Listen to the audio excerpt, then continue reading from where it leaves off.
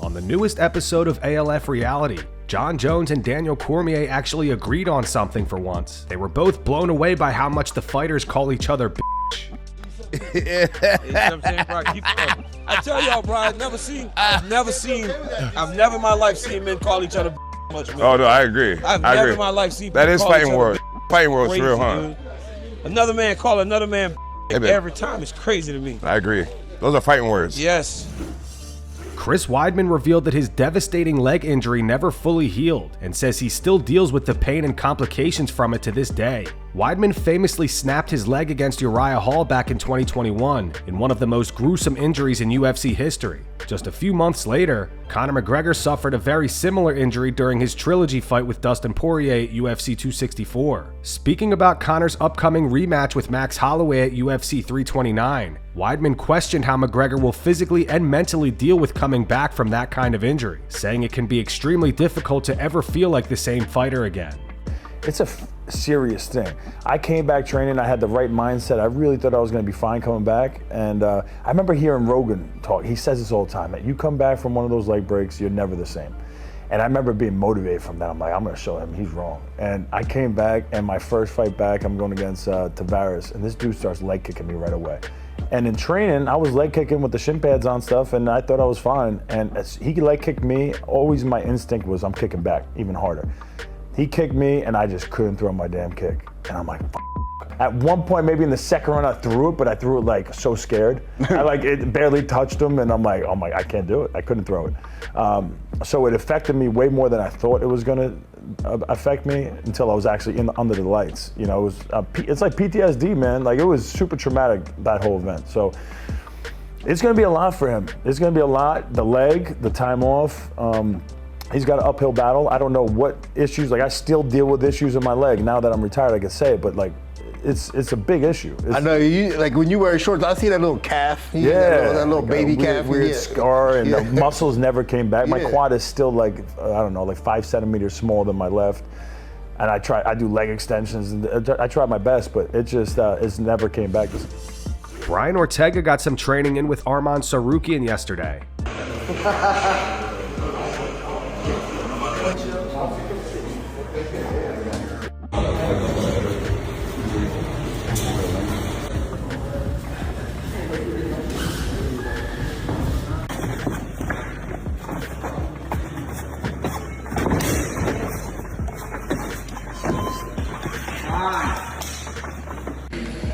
Arman, before you go, how was the training with Brian Ortega today? Was great. Any words of advice for that young man? He gotta give me advice, not me. How was it like rolling with those fools right now? Bro, it's just a different level. Yeah. It looked good. Really, truly, you look really good. Oh, It's when you feel though. You know, like, you can play chess and it looks smooth, but it's just at the highest level. So it just forces you to think more, do more, and I haven't pushed with that level of technique, which is like dope. I'm over here like, okay, this is day one. I could only imagine like day 30. Once you adapt to this environment. King Green says he did not enjoy watching the recent title fights involving Khamzat Chimaev and Islam Makhachev. Like, for instance, like, I get into a lot with the wrestlers, like the Russian guys. I'm trying to explain to them, they're competitors. You know, they're not making art. They're not trying to make something timeless that this is a great fight that I want to actually go back and watch later on. I can still watch your fights right now, you know what I mean? And they're sick as I felt like Chimaev, Islam's last fights, those were one of the most horrible, like, title fights I've ever seen. Kyle Daukaus is set to fight Bo Nickal on the White House card. In an interview with Homa Fight, Daukaus revealed that he actually reached out to Colby Covington about potentially walking out with him for the fight. Daukaus also addressed the narrative that Donald Trump will likely be rooting against him, given Trump's well-known support for Bo Nickal. I will come out and say that I actually did message Colby, and I was like, yo, dude, what do you think about maybe walking me out to the fight? Just kind of like get the fans liking it, maybe get it kind of in Bo's head. He agreed to it, but I was like, maybe I'll just like back off of this a little bit. And we kind of just like, I talked to my manager about it and we kind of just got away from it. But now he's retired. He's retired, so it is what it is. But Colby did say, yeah, he would walk out with you potentially to fight Bo Nickal. Yeah, he said he would. And then he told Ariel that he was going to do it. And then Ariel tried to like say that it was me doing it. But yeah, I did have some messages back and forth with him. But that shit's all sailed. I guess, like, I'll just put it bluntly. What is it like fighting someone that the President of the United States probably wants to beat you? I mean, it is what it is. He can have fans. I mean, I'm sure everybody that is rooting for him wants him to beat me, but I have all these people that want me to beat him. So just as equal. It doesn't really matter as the president. I'll just say sorry that I beat him, but that's about it. Now, can you turn Trump into a fan here? You know, obviously he'll be a little upset maybe if Bo Nickal loses, but American Kyle Daukaus coming in there to do it. Could that maybe turn the tide there? It could. I think a good finish would kind of, get him on my side. Henry Hooft posted footage of Michael Chandler training with Kamaru Usman as Chandler prepares to face Mauricio Hoofy on the White House card.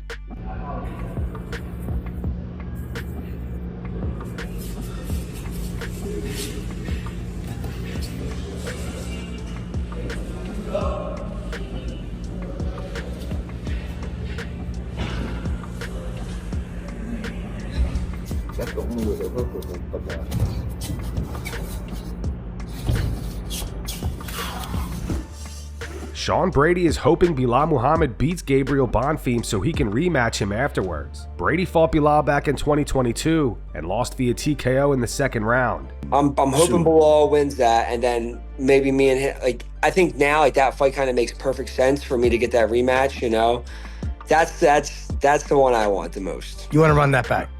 100%. And I like Belal. Belal, yeah, he's a likable guy. He's a great fighter, but that's just one, as a competitor, I just want to get that one back. Kamaru Usman suggests that Khabib Nurmagomedov wouldn't be who he is right now without Conor McGregor. Colby had a different style. And like I said, I'm grateful because yes, you need a good dance partner in order to really elevate to the certain place. We all know Khabib is not Khabib without Conor. We know that. Yeah. Khabib is not Khabib. He is now without Conor. Khabib, listen, yes, he is that because of obviously his talents and how good he was. But you needed that foe, you needed that bad guy to vanquish to get you there. And so is Kamaru not Kamaru Usman because of Kobe? Is that what you're saying? I mean, I wasn't even gonna say it like that, but okay, listen. Yes, I will say this. I think he's part of it. You're right. You're right. I think he's part of. Charles Oliveira tried to guess different UFC fighters based on childhood photos of them from when they were younger. Esse aqui é o Khabib? É? Ixi, o Khabib tinha até a arma. Queria matar alguém nessa época. Oxi, isso aqui é facinho. Isso aqui sou eu. Isso aqui sou eu, leva até hoje essa foto. Lá perto da casa da minha avó. Eu tenho 7, 6, 7, 8 anos. Oxi, olha o Pimbis aqui. É, não é? O pai Pimbis aqui? É esse? Merab? É? Chimaev? É esse mesmo, Chimaev? Irmão, o Chimaev tinha até cabelo, viado. Aí, o Chimaev tinha até cabelo, viado. Oxi, Max Holler. O Max Holler nem muda. Aí, desde pequenininho não tem nem como mudar. Caralho. José Aldo? É louco, filho. Aqui, se não vou falar besteira, mas é John Jones, né, filho? John Jones. Ixi, que é o Conor? É? Ó o Conor. Desde pequenininho já era marreta, ó. Pega, cabelinho aquele. Igual aqui, cabelinho de coco aqui no Guarujá. O cara se ama. Dustin Poirier admits that Conor McGregor's trash talk got into his head before their first fight back in 2014, which Conor won via TKO in the first round. Was Conor the worst guy you had to deal with? 100%. In front of the cameras at press conferences, that's one thing. But behind the cameras, Conor was good too, because we would pass each other in the hall, and he would say something like, "Why'd you leave your coach from Louisiana? And why'd you go to Florida?" And oh, really? You gave up on your people, like stuff like that. Yeah. Where after the interaction, I'm walking away like, damn, why did I leave Louisiana? Because I need to get better. That's like, I'm questioning myself. Like, it's working. He did a lot of research on people. He researched people. Man, he's making me walk away from the interaction thinking about what he said, so it's getting under my skin. It's working. There's an art to the trash talk and to the mental warfare, and Conor's good at it. But by fight time, were you thinking of any of that? Was the pressure still there? Yeah, in the first fight it was. It messed with me. Sure, yeah, I wanted to kill the guy. Alex Pereira is training hard for his upcoming interim heavyweight title fight against Ciryl Gane at the White House. 1, 2, 3, 4.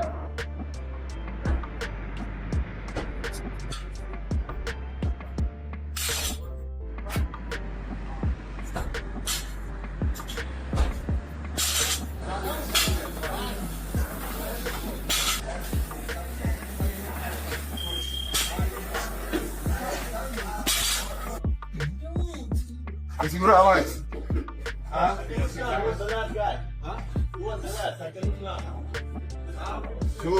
Segura.